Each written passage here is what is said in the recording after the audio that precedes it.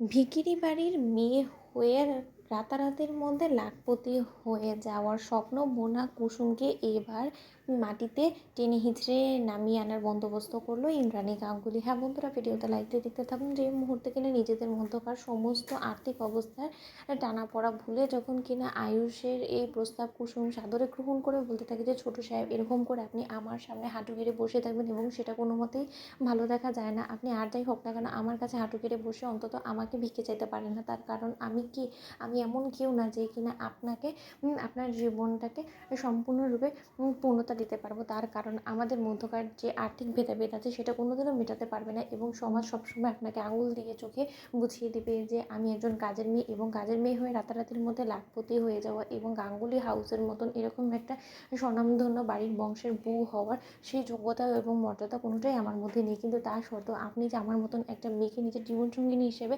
পাওয়ার ইচ্ছা প্রকাশ করেছেন, আপনি যে আমাকে ভালোবেসেছেন, আপনি যে আমাদের এই অসম্পূর্ণ ভালোবাসাটাকে পূর্ণতা দেওয়ার কথা ভেবেছেন, তার জন্য আমি রীতিমতো আপনার কাছে কৃতজ্ঞ। ঠিক সেই সময় আয়ুষ বলতে থাকে যে আমি যে শুধুমাত্র মুখের কথা তোমাকে বলেছি সেরকমটা নয়, সত্যি কুসুম আমি তোমাকে ভালোবাসি এবং আমি মন থেকে তোমাকে আমার স্ত্রী হিসেবে চাই, আমার জীবনসঙ্গী হিসেবে চাই, যে কিনা আমার গোটা পরিবারকে এবং আমাকে চিরকাল এরকম করে সমস্ত ধরনের বিপদ আপদ থেকে আগলে রাখবে, যে কিনা ছায়ার মতন আমার পাশে থাকবে, সমস্ত বিপদ আপদে আমাকে গার্ড করবে। ঠিক সেই সময় এই কথা বলা মাত্র কুসুম বলতে থাকে যে কিন্তু ছোটো সাহেব, আপনি কিন্তু ভুলে যাচ্ছেন, আপনি আগুন নিয়ে খেলছেন, কারণ আগুন নিয়ে খেলতে গেলে কিন্তু আপনাকেই আগুনে পুড়ে যেতে হতে পারে। তখন আপনি কী করবেন বলুন তো? দেবী মা আমাদের এই সম্পর্কটাকে কোনো মতেই মেনে নেবে না, কোনো দিনও মেনে নেবে না। সেটা আপনি জেনেও এরকম আগুনে কেন হাঁটছেন বলুন তো?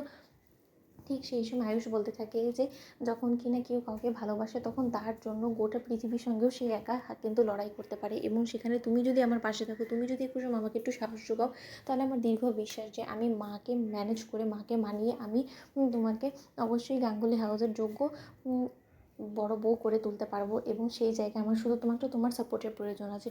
সেই সময় মীনাক্ষী বলতে থাকে, দিদি এরা তো নিজেরা আটঘাট বেঁধে নেমে পড়েছে, যে করেই হোক না কেন কুসুমকে এবারের বড় বউ করে তোলার, কি যে কিনা কোনো মতে যোগ্য না আয়ুষের জন্য, সেটা তুমি নিজেও খুব ভালো করে জানো। কিন্তু আমার ভেবে অবাক লাগছে যে আয়ুষ যে কিনা নিজের মা ছাড়া কোনো মতে এক ধাপও এগোতে পারে না, কোনো সিদ্ধান্ত একা নিতে পারে না, সেই ছেলে কিনা আজকে তোমার বিরুদ্ধে গিয়ে তোমাকে কোনো কিছু না জানিয়ে নিজের জীবনসঙ্গিনী হিসেবে একটা কাজের মেয়েকে শেষে কিনা বেছে নিল।